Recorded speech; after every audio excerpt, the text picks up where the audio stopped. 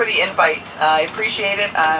It is in the middle of the election, but I thought it was important for us to be here. I'm going to move away from the whistling. I also want to thank you for what you've done in terms of the fundraising component, because I think Brother Chad read out a quote from Martin Luther King, which I think is a really fantastic quote, that does talk about what Labour has done to further advance rights and for people outside of our union. So when you do a fundraiser like this, it basically just reinforces that that's what we do. We're not just about who works for us, we're also about the community. We're a part of the community, and we want to support the community, and we want to help out. So I applaud you for doing it. My understanding is that for at least 12 years, in one form or another, you've been supporting the Halton Women's Play, so I think that you all deserve a huge pat on the back for that.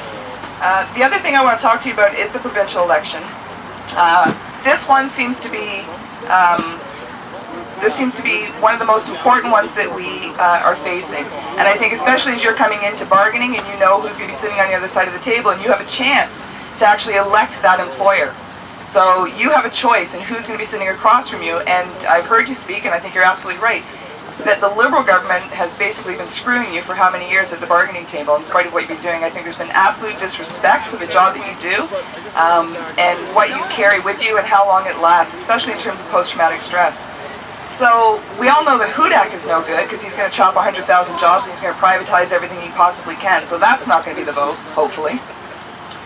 Then we look at the Liberals, who seem to want to play nice. I mean, Wynne can sugarcoat everything, but let's be clear. The Liberals have been slapping us around for 10 years, and Wynne was a part of the government. So you can't even say that it was just McGuinty that did it. Wynne was a part of the government. She has signed off, she has voted, she has supported all of the directions of that. You know, the most recent post-retirement benefit cuts that happened. 2 days before, she sent a letter to OPSU basically saying how much she respected Labour and how she wanted to work with us, and then sideswiped us with the cuts to the post-retirement benefits. I don't know how many people are aware that buried in that so-called progressive budget, which was not because it talked all about privatization, was also $1.25 billion in cuts that had to come out of public services. We know that means jobs, at least 30,000 jobs. So that doesn't look like a very good option either. Now, I know that there's a lot of talk around strategic voting. I think it is going to have to depend on where you live and where there's absolutely no chance of an NDP person getting it. I'm pushing for NDP. I come out of the Hamilton area where we're pretty lucky. We've got 3. Did I hear a yay from Chad? That's great.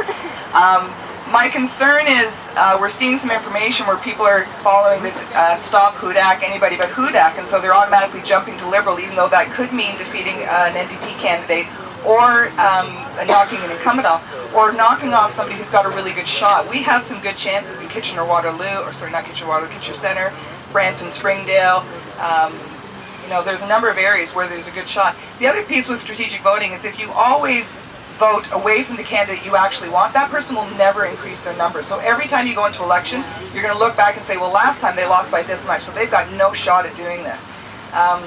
The other piece, too, in terms of strategic voting is, you know, whether we get enough NDPs to form government, you want to have NDP people in those seats around your riding, so that's who you can lobby, somebody who's going to be more supportive to what your issues are.